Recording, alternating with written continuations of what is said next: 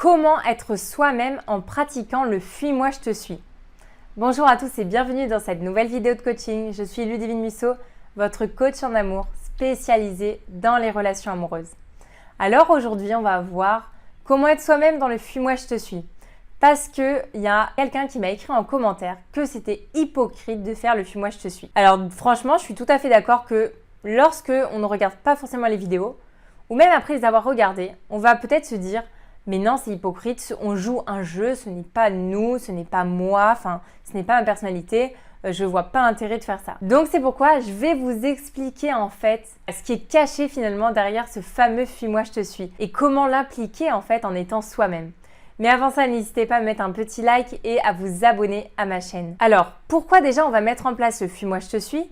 C'est avant tout pour rééquilibrer la relation. Donc certaines personnes ne vont pas avoir besoin du tout d'écouter des vidéos, par exemple sur le Fuis-moi, je te suis, ou de se dire mais non, moi je vais pas le mettre en place, c'est quoi ce truc, c'est vraiment, voilà, ça sert à rien. Mais en fait, pourquoi elles trouvent que ça sert à rien ? Parce que d'elles-mêmes, elles le pratiquent.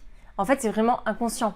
C'est-à-dire que lorsque on est dans une relation et qu'on a une vie personnelle, qu'on sait ce qu'on vaut, en fait, inconsciemment, on va le pratiquer. C'est-à-dire que lorsque l'autre un petit peu va nous manquer de respect ou lorsqu'on ne va pas être d'accord, surtout, qu'est-ce qu'on va faire ? De nous-mêmes, on va prendre nos distances parce qu'on va peut-être se dire « Oh, ça me va pas en fait ce qu'il fait ». Et on va prendre nos distances. Le problème, c'est que ce n'est pas donné à tout le monde et que certaines personnes, notamment les personnes d'indépendance affective, vont avoir du mal à prendre leur distance. Le but du Fuis-moi, je te suis, c'est de rééquilibrer la relation. C'est d'apprendre finalement à être plus autonome dans sa relation, avoir une relation équilibrée et saine. En fait, en pratiquant le Fuis-moi, je te suis, on va être obligé de reprendre sa vie en main. Donc, c'est pas fuir et puis on attend que l'autre revienne parce que j'ai pris mes distances. En fait, en le fuyant, on va tout simplement reprendre sa vie en main.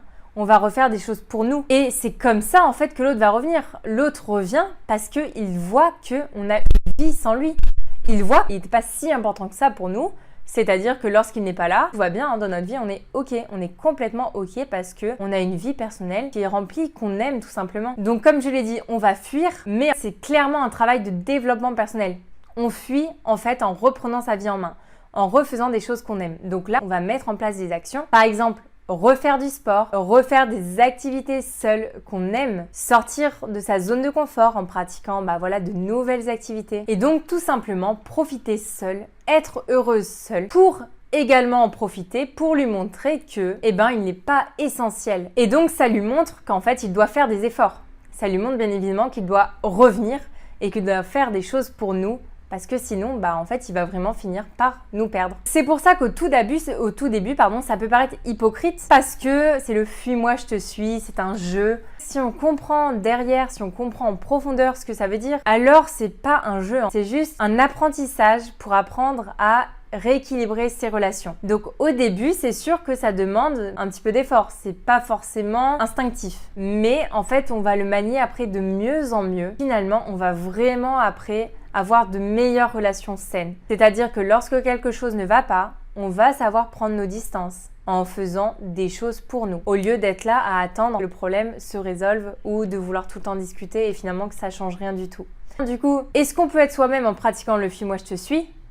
Oui, en fait, on doit être soi-même. On est soi-même parce que lorsqu'on va fuir, lorsqu'on va prendre nos distances, c'est pas pour attendre et faire semblant, c'est pour faire des choses qu'on aime. Et donc, on est nous-mêmes. Il faut forcément être soi-même. Donc, comme je disais, c'est vraiment un travail finalement de développement personnel puisqu'on est obligé un petit peu de reprendre sa vie en main. On apprend ou on réapprend à être autonome parce que c'est important d'être autonome dans une relation parce que sinon, on peut vite tomber dans de la dépendance affective. Donc, j'espère que cette vidéo vous a un petit peu plus éclairé sur le Fuis-moi, je te suis, sur comment être soi-même dans le Fuis-moi, je te suis et sur les vraies raisons de pourquoi il faut l'appliquer dans toutes ces relations sentimentales. Voilà, donc n'hésitez pas à mettre un petit like si la vidéo vous a plu.